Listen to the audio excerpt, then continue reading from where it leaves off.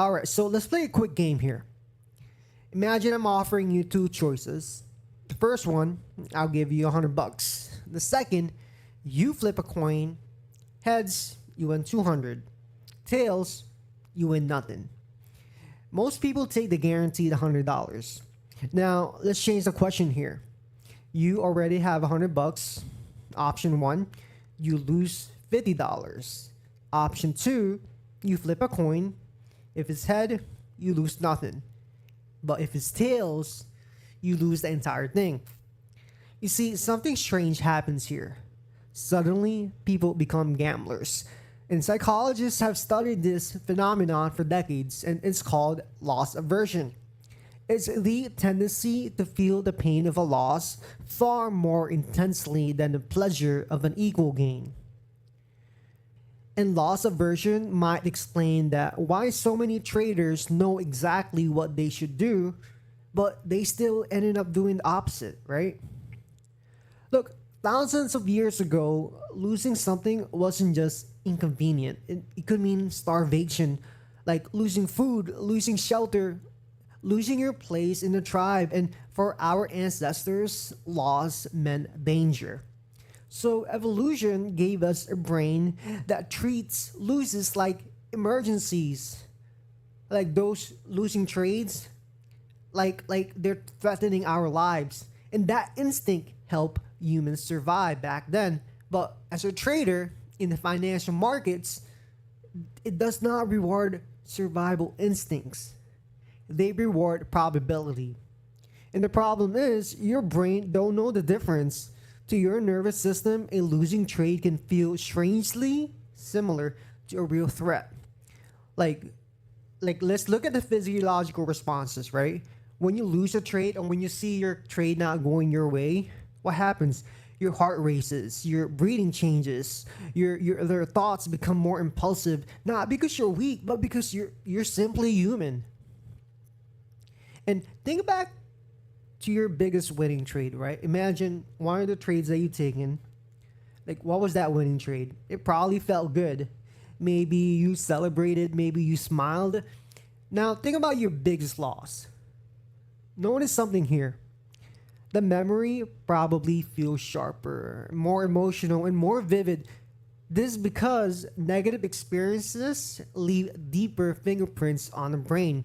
And that's why one losing trade can erase the emotional satisfaction of 3 or 4 winners. Like the numbers may balance your P&L, but your emotions don't. Now imagine this. Your stop loss is only a few ticks away. Price gets close. You know your rule, right? You know you should exit. Instead, you move your stop just a little bit. Why? Because that's your brain is not trying to make money anymore. It's trying to avoid pain. And hope quietly replaces discipline. Like you start telling yourself, if I give it more room, maybe it'll come back. This market always retraces. Maybe it does, maybe it doesn't. But the moment your decisions become driven by avoiding emotional discomfort, you're no longer trading probabilities. You're negotiating with reality. And reality usually wins. Loss aversion doesn't only affect losing trades, right? It affects winners too. Have you ever closed a winning position and only to watch it continue for another 100 points?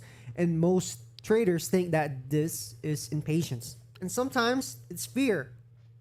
Not fear of losing money, but fear of losing profits you've already made. Your brain starts to whisper, take it now. Like, what if it reverses, right? Like, don't let a winner become a loser, so you exit early. Not because your plan said so, because your emotions did. And ironically, the same fear that keeps traders holding losers also causes them to cut winners short. Look, here's something fascinating here. Most traders don't judge trades individually. They judge them emotionally. After 3 losses, let's say the 4th trade suddenly feels more important. And after a big winner, confidence feels higher. Like you feel like you're unstoppable. And guess what? Like nothing changed about the probabilities. Only your emotions change. Each trade becomes emotionally connected, even though statistically they're independent events. And that's why revenge trading exists. Like, you're not trying to make money, you're just trying to erase the feeling. Professional traders still dislike losing. I mean, who does? Who does? Like, who likes losing? Like, they're human. You're human. The difference is they stop treating losses as personal failures. Instead, they treat them as business expense. Trading is a business. Imagine owning a restaurant.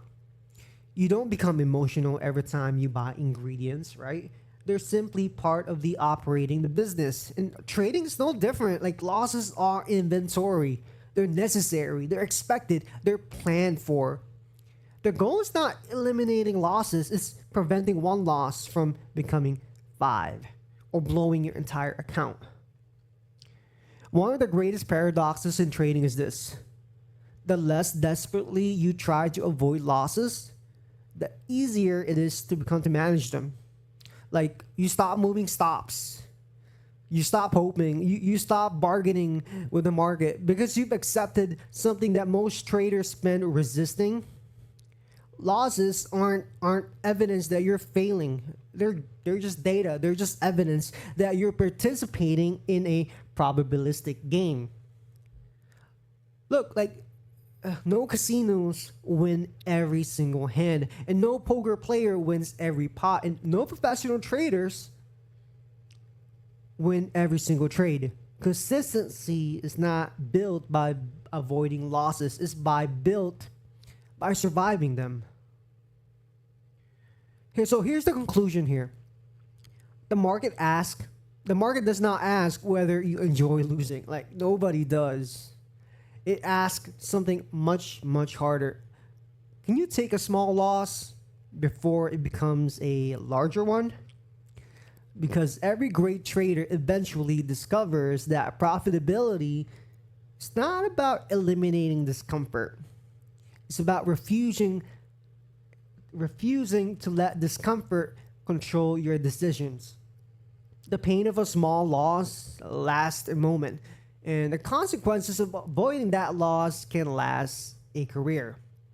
In the end, the market is not testing your intelligence, it's testing your strategy, it's testing your willingness to accept uncertainty, one trade at a time. And maybe that's the real edge. It's not about predicting what happens next, but remaining disciplined. Remaining disciplined even when your brain begs you not to. So master your mind, master the market. This is NQ State of Mind. If this video somehow helped you in any way, shape, or form, please like and subscribe. Comment down below. I promise to respond to you. All right, you guys have a good trading day.